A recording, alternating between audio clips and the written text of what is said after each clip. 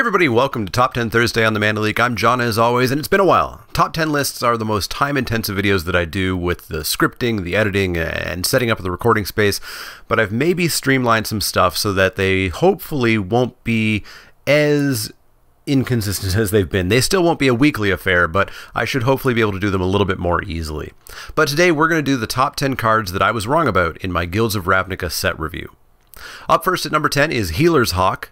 Barely. I still really don't think it's that great, and I think the suggestion that it's the best white common is insane. That being said, Mentor was surprisingly easy to get going, and it does wear a +1/+1 counter very, very well. It still got killed by a lot in the format and blanked by other flyers and reachers, but D+ was a little bit too low. Still, I'm not really ever going to go higher than a C on this even now. Up next at number 9 is Goblin Banneret. I had this at C-, and again, Mentor got me. I thought it'd be harder to set up Mentor attacks, and having to pay to even make this a Mentor felt like it was too much of a setup cost. But it turns out that Mentor generally needed only a single turn to be great, and even though the Goblin usually died, the counter stuck around and it was pretty good. This is much more a C+ and could even sneak into the B- range. Number 8 is Flight of the Equinaughts. The days before we realized that Convoke was really mediocre in this set.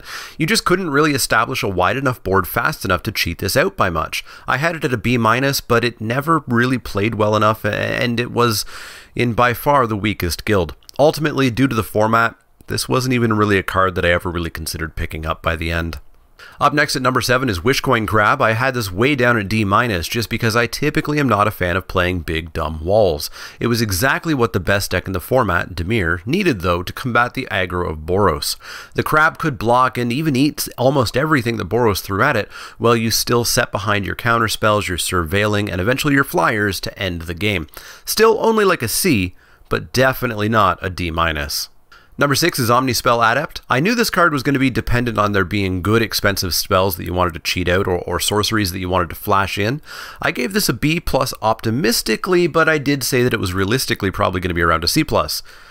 Turns out I really think I focused on the 2 blue activation cost and completely forgot that it was a 5 mana vanilla 3/4. The vast majority of the time. Ultimately, the card was nigh on unplayable and probably should have just been a D-. At number 5 is Lozad the Multifarious. I had this at about a B- or a B+, and I feel like it should have been there, but I just literally never got Lozad to work. And I did have him at least 2 or 3 times. A 1/3 that surveils 1 for 2 isn't that great. And you can only really do anything with Lozad if you throw away a relevant creature or have a relevant creature die. That's a lot of things that are beyond your control in order to make the card even do anything. So ultimately, I'm way more at having Lozad like a C, and I don't really think I'd ever first pick him. Number 4 is Devious Coverup, to stay on the blue cards, I guess, just a little while longer. I felt it was similar to Cancel, but more expensive, and putting 4 cards in your deck didn't really do anything.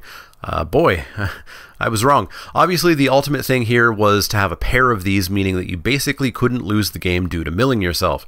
Dimir was able to have the controlling board presence needed to lock things down and just control the game with these. Paired with Disinformation Campaign to hit their hand, and the controlling Dimir deck was extremely oppressive. Up next at number 6 is Glaive of the Guild Pact. I had this at D, and I said it was an expensive equip cost, and if you lacked gates when it went on, it was just Vigilance and Menace, and that wasn't good enough. Now, I still don't really care for Glaive if you've only got a couple gates, but if you did get a gate deck together, then this was a massive bonus, and in fact, probably one of the real reasons to even get into the gate deck in the first place. As I found out with my sealed Leek at my LGS, this card can just be nutty when you've got 5, 6, 7 gates on the table. Still just a D in your average deck, but definitely a bit of a build around and really irreplaceable in the gates deck. Number 2, we're going back to Boros with Wujek Bodyguard. I disliked that you weren't even getting a discount on the mana cost for the downside, and the possibility of being stranded with only this on board was too high for me. Turns out a 3/3 Mentor was extremely good, and 3 mana arguably was a discount. A very solid card the Boros deck wanted as many of as they could get, way more around a stronger C+, weak B- even. Finally, at number 1 is most people's most wrong card, Disinformation Campaign. I thought it was cute but too clunky. Half a Divination and half a Mind Drop for 3. I said that wasn't enough. I called it a Surveil Matters trap card. No, it was the card that you wanted in your Surveil Matters deck. This card, especially on 3, was so extremely oppressive. It was incredibly easy to recur it due to the amount of Surveil in the set, and absolutely broken with repeatable Surveil like Night Veil Sprite, which was perfectly on curve for this card. This card was way higher. It was like a B, maybe even a B+, but obviously you do need the Surveil, but nowhere near the D- that I gave it originally.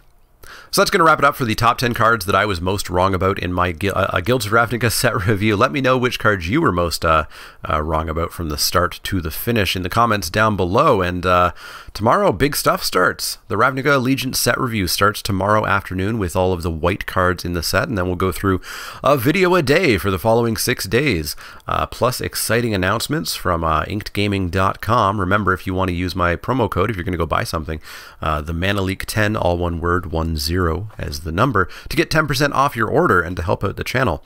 And there will be more about that in the set review videos tomorrow and, of course, on my stream. But if you do have questions, comments, or suggestions, you should let me know down in the comments.